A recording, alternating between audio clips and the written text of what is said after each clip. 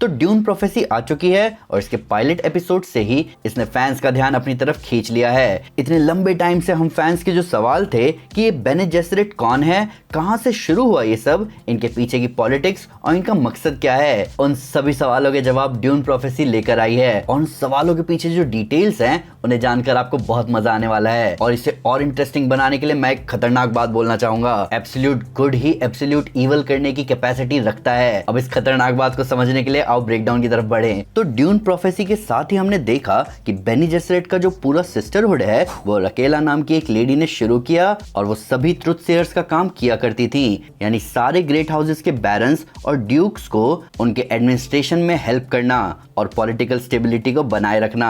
और ये सारी औरतें वॉलक 9 नाम के एक आइसोलेटेड प्लैनेट में रहती हैं। पर अब कुछ सवालों की ओर बढ़ते हैं। सबसे पहला सवाल, 10,000 साल पहले क्या हुआ था? तो ये सवाल तो सबके मन में आया होगा कि आखिर 10,000 साल पहले क्या हुआ था। ये इंसान और मशीन्स की लड़ाई की कहानी हमने पहले भी कई स्टोरीज में देखी है, पर ड्यून यूनिवर्स में ऐसा क्या हुआ होगा? तो हमारी असली दुनिया की ही तरह हजारों सालों पहले इंसानों ने अपने फिजिकल लेबर को कम करने के लिए मशीन्स को बनाया था जो सभी काम को आसान कर देते। उन्होंने फिर और भी एडवांस मशीन बनाए और उसी के साथ सेल्फ थिंकिंग एआई भी बनाए। इन एआईज में से एक था ओमनियस। ओमनियस एक ऐसा एआई नेटवर्क था जो मल्टीपल प्लैनेट में फैला हुआ था, पर समय के साथ ओमनियस खुद से इवॉल्व होता गया और उसने डिक्लेयर किया कि ह्यूमंस कितने इनफेक्टिव और यूजलेस हैं और इन्हें गुलाम बनाकर रखना चाहिए या तो खत्म ही कर देना चाहिए। और उसके बाद एआई ने कई हजार साल इंसानों पर राज किया, पर सब कुछ बदला जब सेरेना बटलर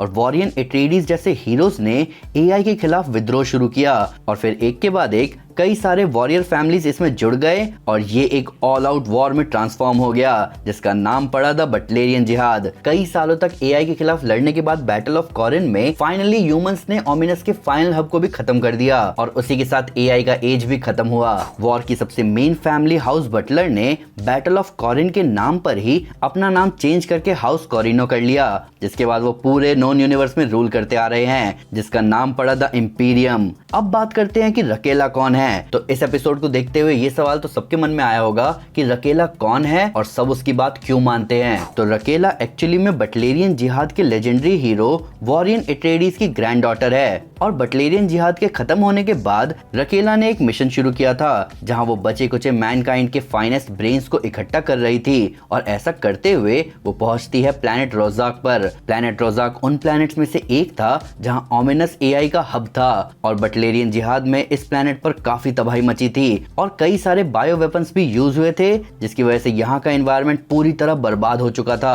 पर इन सब के बावजूद रोजाक पर कुछ सॉर्सरर्स रहती थी जिनके पास प्रीसिएंट एबिलिटीज थी, यानी कि उन्हें फ्यूचर में क्या होगा इसके हिंट मिल जाते थे। पर जब रकेला यहाँ आती है तो वो ओमनियस स्कर्ज की चपेट में आ जाती है। अब ओमनियस स्कर्ज एक बायो वेपन था जो कि ओमनियस एआई ने बनाया था ह्यूमंस को खत्म करने के लिए। ये वेपन एक प्लेग था और रकेला इसी प्लेग की चपेट में आ गई। अब प्लैनेट रोजाक की सॉर्सरर्स की एक मेंबर रकेला को पसंद नहीं करती थी और वो रकेला को ट्रीटमेंट के नाम पर एक जहर दे देती है, पर वो जहर स्पाइस का ही एक डेरिवेटिव था। उस जहर के बॉडी में जाने के बाद रकेला की बॉडी में वो स्काउर्ज प्लेग और इस जहर के बीच स्ट्रगल में रकेला को भी प्रीसेंट एबिलिटीज मिल जाती है, साथ ही रकेला को वॉइस की भी एबिलिटी मिलती है। ये वही एबिलिटी है जिससे बेने जेसरिट की मेंबर्स किसी से भी अपनी बात मनवा सकती हैं और कुछ भी करवा सकती हैं। तो ये है रकेला की ओरिजिन स्टोरी और फिर उसने इसी एबिलिटी को बेने जेसरिट में सबको सिखाया।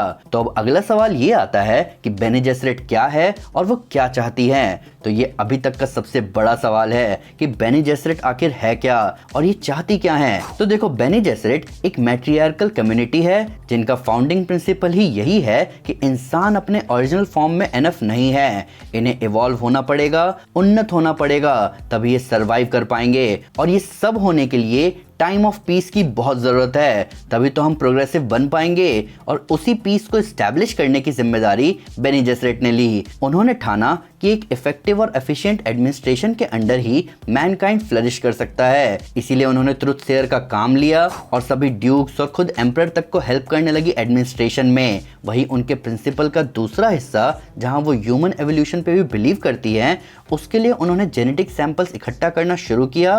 साथ ही उन जेनेटिक सैंपल्स से उन्होंने क्रॉस जेनेटिक ऑफस्प्रिंग्स भी बनाने का सोचा। ये काम उन्होंने तब तक करने का ठाना जब तक उन्हें सबसे ऑप्टिमम, सबसे बेस्ट जेनेटिक रिजल्ट ना मिल जाए। मैनकाइंड का एक ऐसा जेनेटिक एवोल्यूशन जो सबसे प्राइम, सबसे ग्रेट हो। और आपको पता है कि उस प्राइम जेनेटिक एवोल्यूशन का ही नाम दिया इन्होंने क्विजाट्स हादेराक। पर वहां तक पहुंचने के लिए इन्होंने 10,000 साल पहले से ही शुरुआत कर दी थी। और यही सब हमें फर्स्ट एपिसोड में दिखा भी कि किस तरह वॉलक 9 पर पूरा एक सीक्रेट सेल है जहां वो सारे हाउसेस के जेनेटिक सैंपल और सारे क्रॉस जेनेटिक सैंपल्स रखते हैं और उन्हें टेस्ट भी करते हैं। अब अगला सवाल कि रकेला को अपनी मौत के वक्त क्या दिखा। अब एपिसोड 1 में हमने देखा कि रकेला ने मरते वक्त कुछ तो विजन्स देखे हैं जिससे वो इतनी डिस्ट्रेस्ड हो गई कि उसने तुरंत वालिया को बुलवाया। तो क्या आप सब समझ पाए कि रकेला ने आखिर ऐसा क्या देखा? तो रकेला ने एक्चुअली एक नहीं बल्कि कई सारे विजन्स देखे। उनमें पहला था जिसमें रकेला ने देखा कि वॉलक 9 का उनका स्कूल वहां पर नहीं बल्कि अराकिस पर था और उसे एक सैंडवर्म निगल जाता है। अब इस विजन का ये मतलब नहीं था कि बेने जेसरेट वॉलक 9 से अराकिस पर शिफ्ट हो जाएगी, बल्कि ये था कि बेने जेसरेट का सबसे बड़ा दुश्मन अराकिस का हो सकता है या अराकिस से आ सकता है। और फिर हमें इसी एपिसोड में दिख गया डेजमंड हार्ट जो कि अराकिस से ही आया था और वो बेने जेसरेट पर बिल्कुल भी विश्वास नहीं करता और अंत में उसने रेवरेंड मदर काशा को भी मार डाला। वहीं दूसरे विजन में रकेला देखती है कि कोई इंसान जला हुआ है और ये हमें ये एपिसोड पूरा होते हुए ही दिख गया। जिस तरह डेजमंड ने प्रिंस प्रूवेट और रेवरेंड मदर काशा को जलाकर मार डाला और शायद इसीलिए रकेला ने वालिया से कहा भी था you will be the one to see the burning truth and no. और इसीलिए एपिसोड के एंड में वालिया ने कहा भी आई सी मदर। रकेला का तीसरा विजन था जहां उसने देखा खून से सने हाथ, गोल्डन थ्रोन और एक प्लान जो बर्बाद हो गया। अब ये क्या हो सकता है? तो देखो हम सब जानते हैं कि रकेला के डेथ के बाद वालिया एक मिशन पर निकल पड़ी है और वो है इंपीरियम की गद्दी पर एक बेने जेसरेट की सिस्टर को बिठाने का। अब इस प्लान के लिए उसने खुद किंग कोरिनो की बेटी येनेस को चुना है। पर रकेला के विजन्स में साफ दिख रहा है कि ये प्लान फेल होने वाला है और इस प्लान को एग्जीक्यूट करने में वालिया के हाथ खून से रंगने वाले हैं, ये तो तय है। वहीं येनेस की शादी वाला रेड ड्रेस भी उस विजन में देखा जा सकता है, यानी कि जिस बर्बादी टिरान अराफेल को टालने के लिए वालिया ने ये प्लान बनाया, शायद वो ना जानते हुए भी उसी बर्बादी को शुरू करने वाली है। अब ये टिरान अराफेल क्या है वो मैं आपको भी थोड़ी देर में बताऊंगा। अब रकेला के आखिरी विजन में उसने दो अजीब से दिखने वाली नीली आंखों को देखा। वहीं बैकग्राउंड में कुछ मशीन्स वाली नॉइस थी।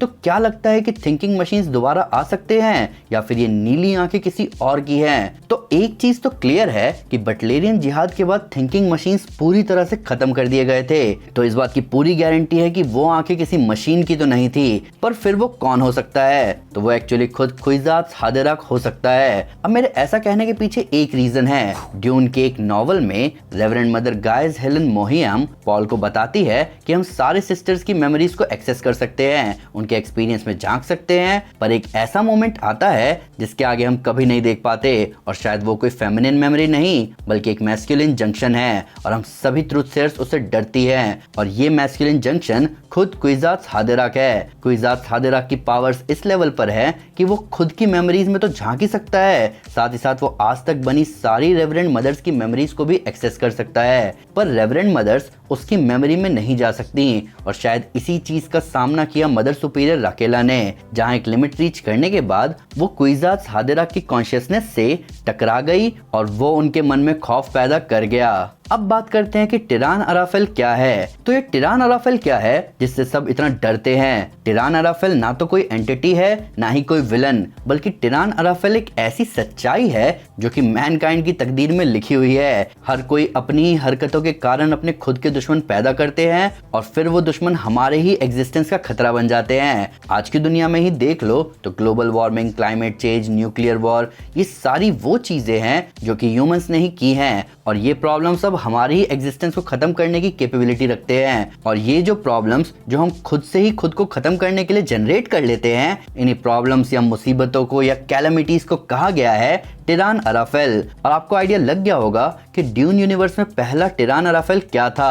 वो था थिंकिंग मशीन्स का बनना।